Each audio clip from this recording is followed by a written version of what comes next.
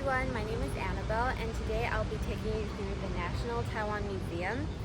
So I'll take you to the outskirts of the National Taiwan Museum and also take you inside for a few exhibitions that are currently for display. So basically the National Taiwan Museum wasn't actually called the National Taiwan Museum.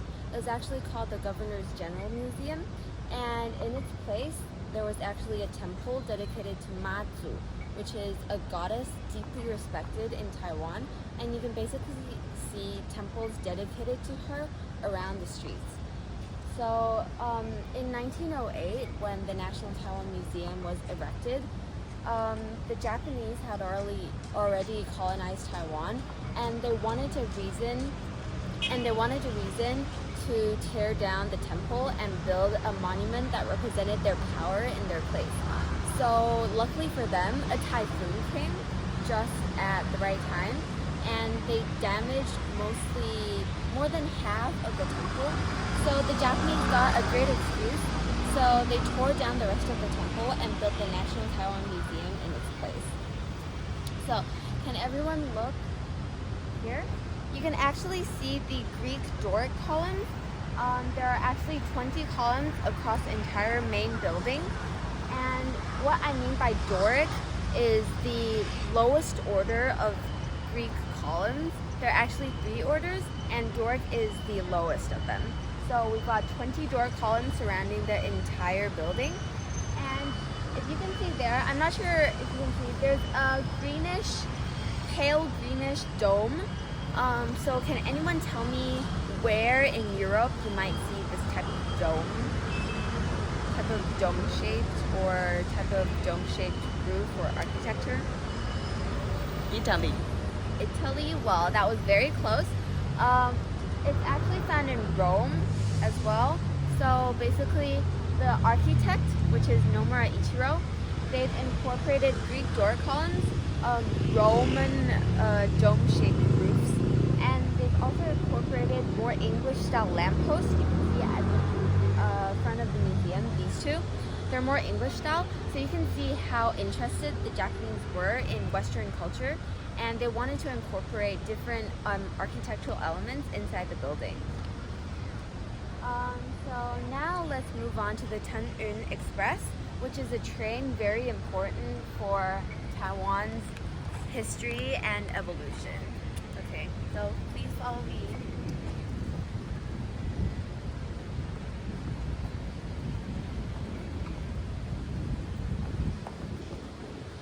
So basically, around here, there are also palm trees.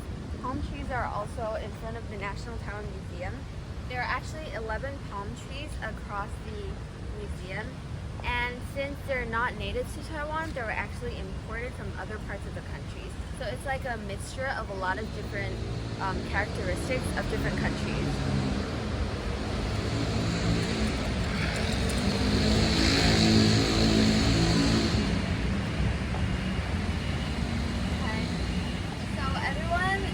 This is the Tun-Un Express steam locomotive, and in Chinese, it's called the Teng-Un Hao. It actually sounds like a Chinese name, as Teng is also a surname. So, the Tun-Un Express was actually imported from the Qing Empire in 1888. And since the Japanese viewed modernization as such a key element in their colonization, they invested a lot of money into the machines at around 1895. So the Tun-Un Express was actually the most state-of-the-art, most advanced technologies of that time. Can anyone guess how fast the Tun-Un Express ran? 20 kilometers per hour. Okay, that was kind of off the mark, but you're close. So it was actually 35 kilometers per hour. It might seem a very mediocre number, as right now we have high-speed trains going like at 100 kilometers per hour. But actually at that time, everyone viewed this as sort of a breakthrough in technology because no one could actually go that fast. It also saved traveling times for 9 days. So for example, from Taipei, which is the most northern city in the Taiwan island, if you went from Taipei to Kaohsiung, which is the southern tip, it actually took around 10 days, and since we saved 9 days of transportation, it now took 1 day. That was during that era, of course, because right now we take a few hours and boom, we're at Kaohsiung. So you can see how technology has improved. Okay, so now we're gonna go inside the museum.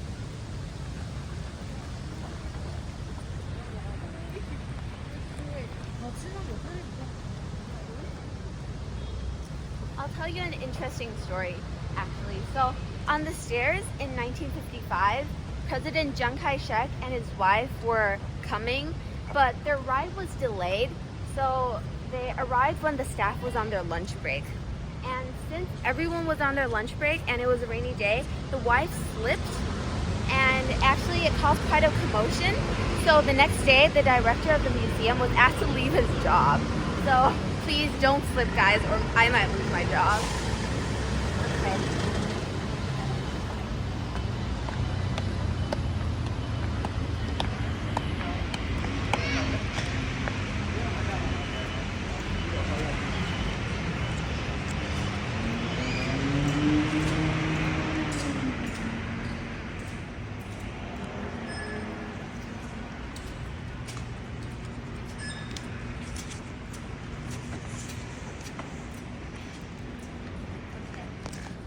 Everyone, we're right now inside the main hall. So right now we're inside the main hall, and as you can see from these banisters, the lobby handrails are actually made from marble imported from Japan. And for the corridors over here, the banisters are actually made, so for here, the banisters here are actually made from cypress and beechwood from Taiwan. So for the floor tiling, can everyone look down here? It was actually in 2012, it was renovated, and originally it was also made of white marble, but now the floor is made of serpentine. And since we'll go to the second floor as well, the second floor is made of black slate and white marble. So can everyone follow me?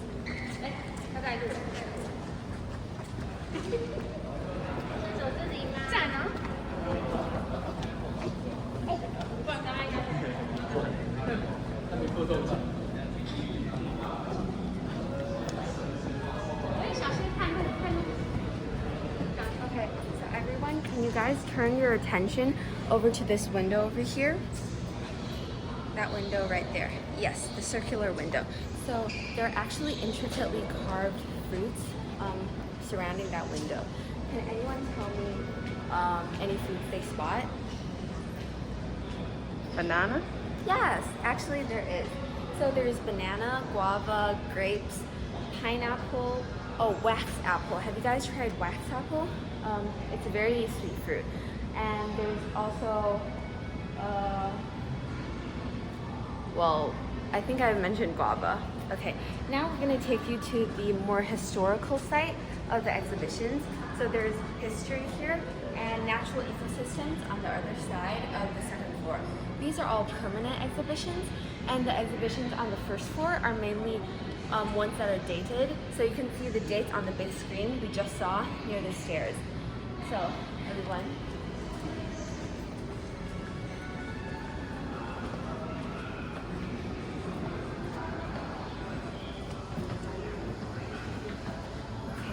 So in this part of the exhibition, there are actually artifacts and ink paintings, and we've combined technology and the artifacts together. And we've combined technology and the artifacts together in a more enjoyable way. So for example, these from here. So we've seen screens that we can actually scroll through the paintings digitally, and there are actually dots. For example, please come here. There are actually dots near the entire painting that you can press on for additional information. For example, this one. So you can also press the English version, and it provides a very enjoyable educational experience. So now let's move on to a very significant part of Taiwan's history.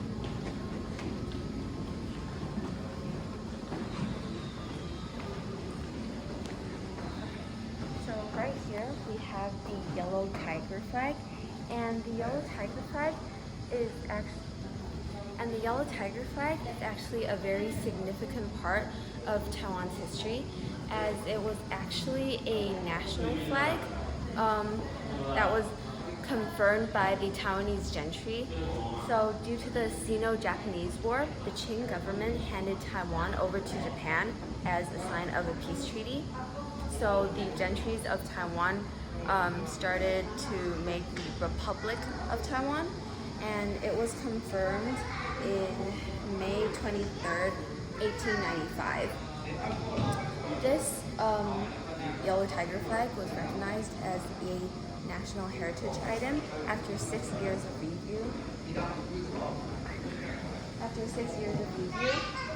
And as you can see from my mask, which I bought from the souvenir shop in the first floor, it's actually also a very important, sorry, it's very crooked.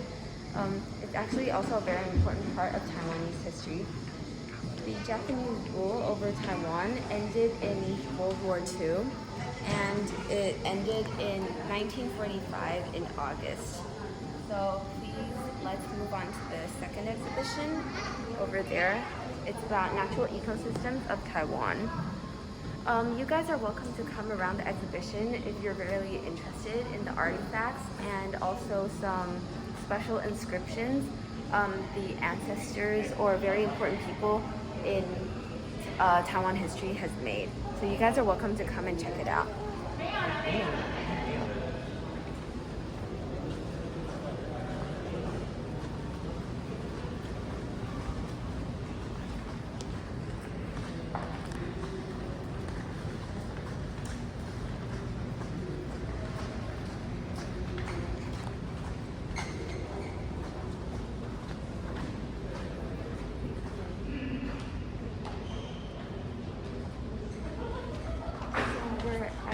Ecological features of Taiwan, and there is an introduction of Taiwan here right on the wall, and we've also got a very smart QR code which we can include on our phones, so we can scan it and we can get additional information about Taiwan's ecosystem.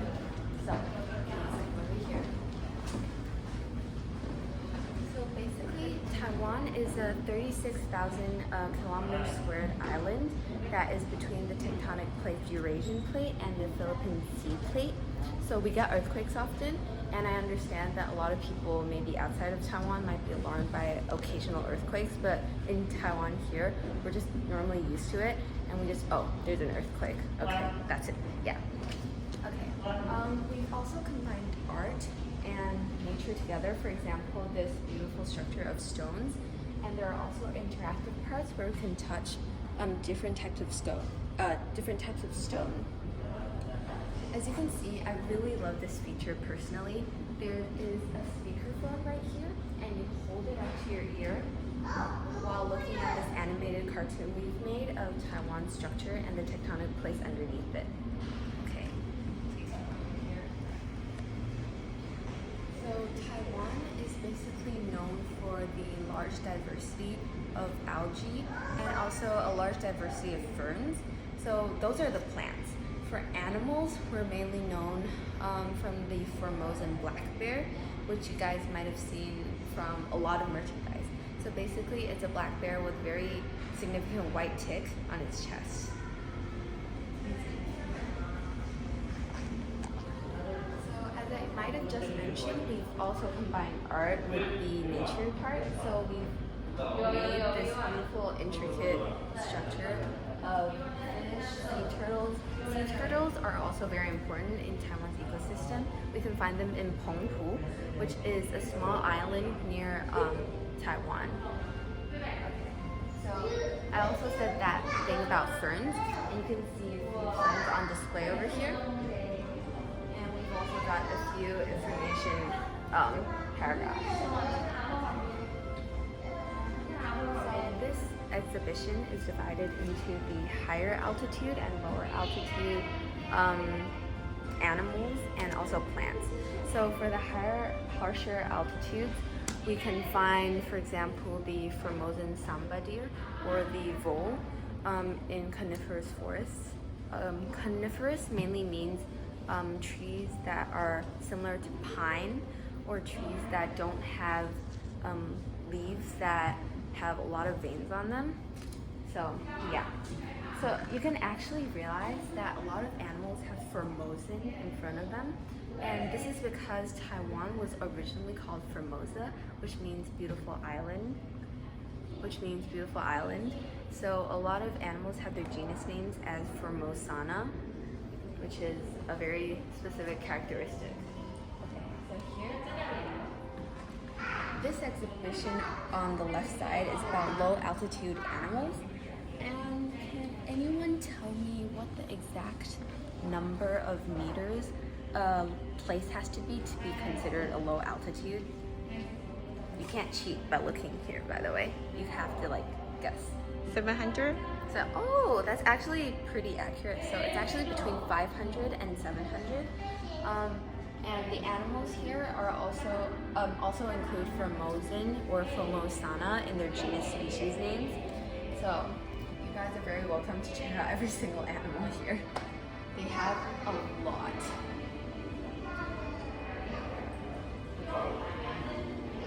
This is the place where they introduce animals between water and land. So basically, marshes were actually abandoned salt fields.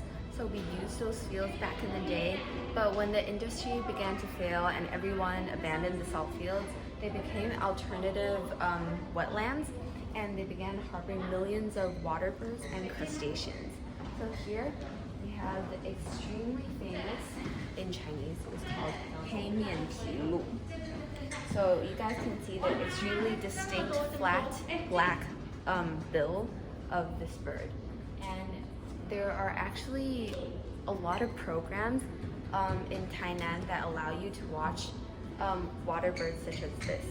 So this is basically the end of our walking tour, and I hope you guys completely enjoyed this exhibition. You guys are welcome to check out the first floor and the bottom floor, which have exhibitions that are dated, so you guys should like plan before it disappears. While the second floor has permanent exhibitions, so you're welcome to come anytime. I hope you guys enjoyed this walking tour. Thank you so much. Bye.